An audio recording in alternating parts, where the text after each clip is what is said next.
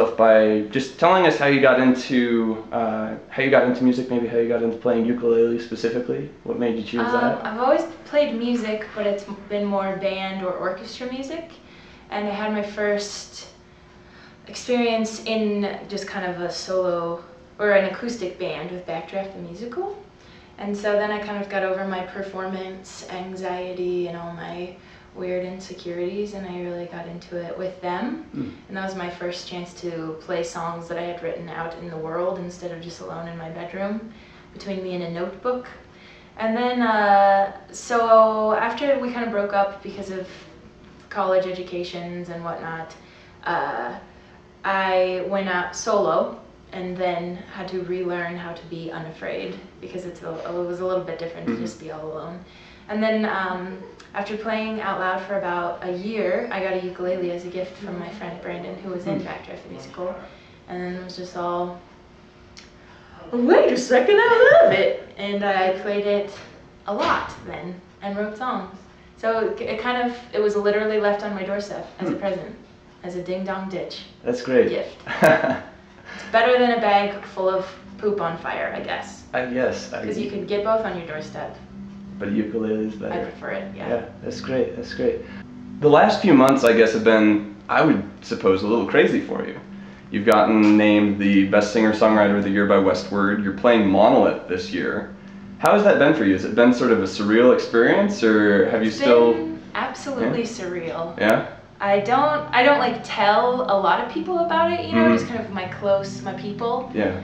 And then, like, because I feel like it's kind of fake. Like, is this real? And then when people come up to me and say, oh, you're playing Monolith? How did that happen? I'm like, I don't know, but I can't really promise that it's actually gonna happen. I don't know. And it's strange because I do have confidence, but not as much confidence to kind of level out and stay equal with the luck that I'm having and the success that I'm getting. So it's surreal. Yeah, but still pretty cool. You gotta admit, cool. I mean, a lot of musicians would wait years and practice and all sorts of stuff before they get to the level that you're at with all of that. Which is why it kind of seems unfair.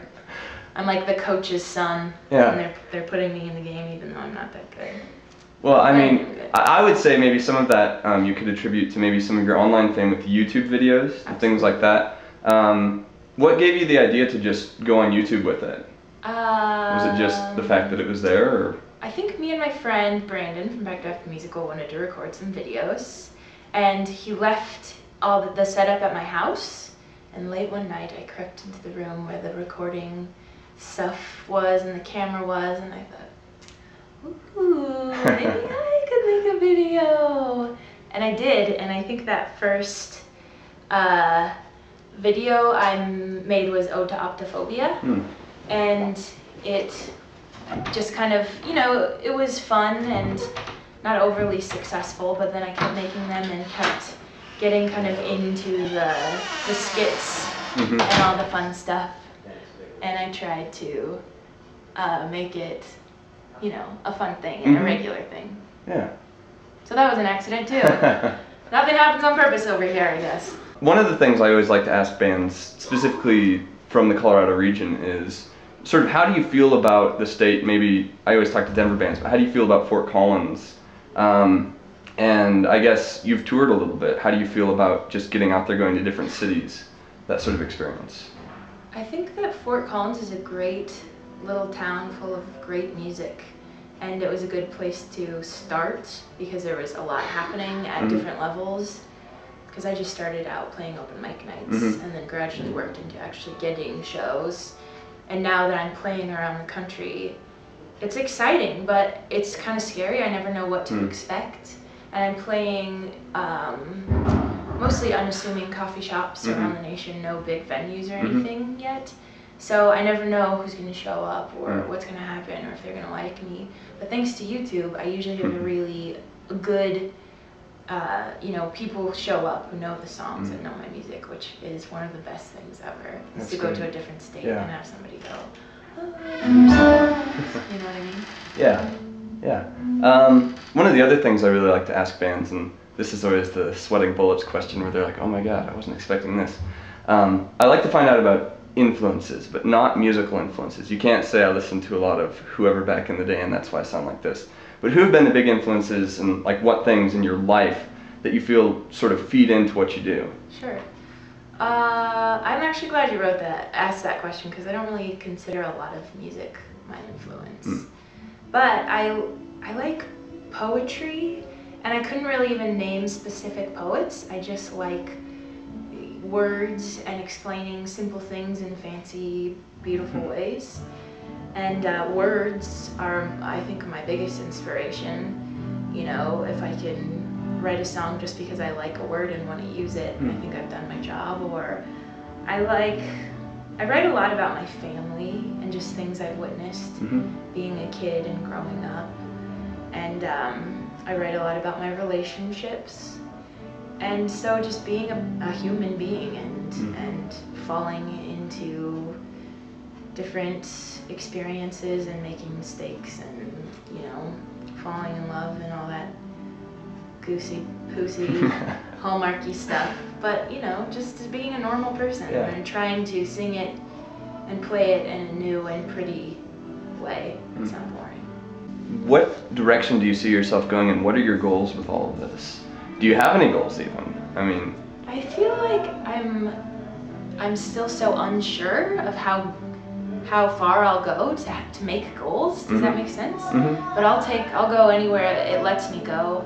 I'd like to try to be a songwriter and not a performer, but only for the thrill of being prolific and kind of writing a billion songs, but then keeping the really close personal power songs to me to perform, because I do love performance. But I also, lately I wanted to be a jazz singer. Like I want to go, maybe if I get old and washed up and need to take a new direction, be a jazz singer. Yeah. And I don't know. But there's a whole jazz festival going on downtown I know, right now. And I haven't gone to anything of it. But yeah, I went to a jazz recital the other night. One of my friends put it on, and I don't know, jazz music just speaks to me. Like singing jazz music, probably like poppy, well-known jazz music, but I'd like to be Ella Fitzgerald, is what I'm saying. That's a pretty good goal, I have to say. Yeah. One of the more fun questions I always like to ask you is, getting sort of back to music side of things, what are the albums that you're listening to right now? What's in your record player, in your iPod, whatever, cassette deck? Yeah. I'm listening to, I don't really call them albums, I call them select songs. I'm a really picky song listener. But I've been listening to a lot of Mississippi John Hurt. Do you know him? I don't. He's like an old folk blues guitar player, and I've been listening to a lot of Neil Young lately, and I always like Joni Mitchell. I'm working on the oldies right now. I've been in the oldies mood for like the last 3 years. Yeah. But as far as new people go, I always like Joanna Newsom and Sufjan Stevens. I'm waiting for him to put out the next one. Yeah, I think we all are. And I guess, is that enough? That's great. Well, you mentioned the oldies, and I've seen a few of your cover songs on YouTube. You like the like the 70s and 80s pop music. Do you have any plans for maybe a Michael Jackson little ditty there? Yeah. I think under the circumstances it might be big shoes to fill, but that'd be fun. I think Michael knows how to rock for sure. I'd probably do you wanna be starting something, you got to be starting something. It all depends on what I can make sound remotely cool on the ukulele, because so we'll see. Maybe Black or White, maybe another song. I might go Janet before I go Michael, to be honest. Well, anywhere you go, it's all good. That's great. Do you have any last words? Anything people should know? Oh, geez. I don't know. I think I just want everybody to know that my music is really good, and that if you don't listen to it, you'll die. There you have it. Hey, thanks so much for doing this.